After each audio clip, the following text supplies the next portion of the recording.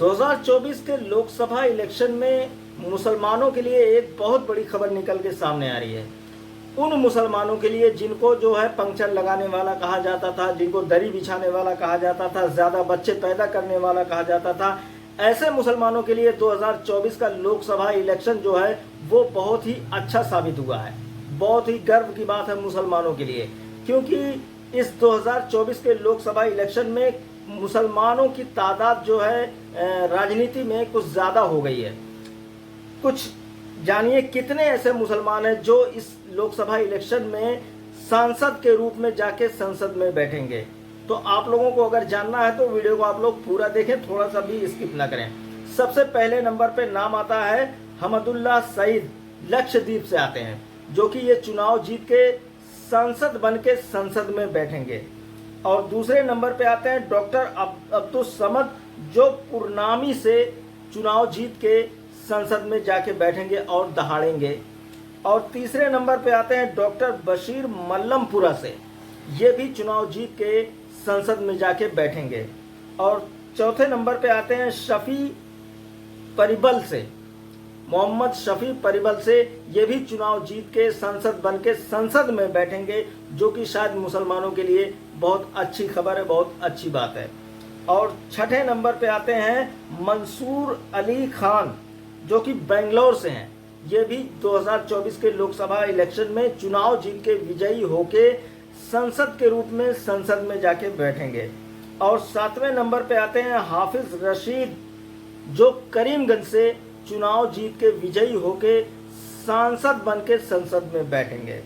और आठवें नंबर पे आते हैं रकीबुल हुसैन, धुरवीगंज से, जो ये भी चुनाव से विजयी होके और सांसद बन के संसद में जाके बैठेंगे और शायद मुसलमानों के लिए कुछ अच्छा करेंगे या मुसलमानों के हक की लड़ाई लड़ेंगे शायद। और आठवें नंबर पे आते हैं जावेद साहब, किशनगंज से, यानी बिहार के किशनगंज से जावेद साहब, जो कि ये भी चुनाव से को विजयी होकर चुनाव से जीत के और संसद में जाके बैठेंगे। शायद ये भी मुसलमानों के लिए फख्र की बात हो सकती है, उन मुसलमानों के लिए जिनको इतना गलत और इतना गिरा हुआ दिखाया जाता था, बताया जाता था और लोगों की तरफ से। और वहीं आठवें नंबर पे आते हैं राशिद शेख, जो बरमूला से आते हैं, ये भी चुनाव से विजयी होके और सांसद के रूप में संसद में जाके बैठेंगे। तो ये भी हमारे लिए खुशी की बात है, बहुत अच्छी खबर है। और 9वें नंबर पे आते हैं मियां अल्ताफ, जो राजौरी से चुनाव जीत के सांसद के रूप में संसद में जाके बैठेंगे। और 10वें नंबर पे आते हैं ईशा खान चौधरी, जो कि मल्लमपुरा से आते हैं, ये भी चुनाव जीत के सांसद के रूप में संसद में जाके बैठेंगे। ये भी हमारे लिए एक बहुत बड़ी खबर है, बहुत अच्छी खबर है।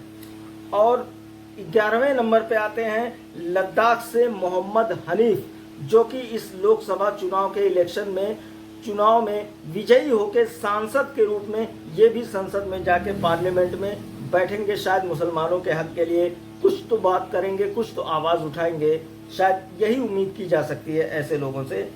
और 12वें नंबर पे सजदा अहमद, जो उलूबिया से निकल के सामने आई हैं, ये भी चुनाव से विजयी होके आई है। एक तरीके से बहुत अच्छी जीत इनकी हुई है, जो कि सांसद के रूप में संसद में जाके बैठेंगी। तो ये अपने आप में बहुत अच्छी बात है और बहुत बड़ी खबर है। और 13वें नंबर पे आते हैं एसके नूरुल्लाह, ये भी बंगाल से, वेस्ट बंगाल से हैं, जो कि ममता बनर्जी की पार्टी से इन्होंने विजयी हुए हैं, इनको विजयी घोषित किया गया है।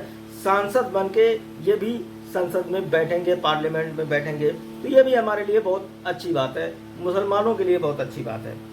और ऐसे एक नाम और आता है अबू ताहिर खान, मुर्शिदाबाद। अबू ताहिर खान मुर्शिदाबाद आप लोग देख सकते हैं, ये भी अपने आप में एक चुनाव जीत के और विजयी होके सांसद बन के संसद में ये भी बैठेंगे। तो ये भी हमारे लिए बहुत गर्व की बात है, बहुत अच्छी बात है। और 13वें नंबर पे आते हैं यूसुफ पठान। यूसुफ पठान वो महान क्रिकेटर, आप लोग तो यूसुफ पठान को जानते हुए किसी परिचय के मोहताज तो नहीं है। यूसुफ पठान बंगाल से ये भी चुनाव जीत के विजयी होके सांसद के रूप में संसद में जाके बैठेंगे। और उसके बाद नाम आता है खलीलुल्लाह रहमानी, जो कि जंगीपुर से चुनाव जीत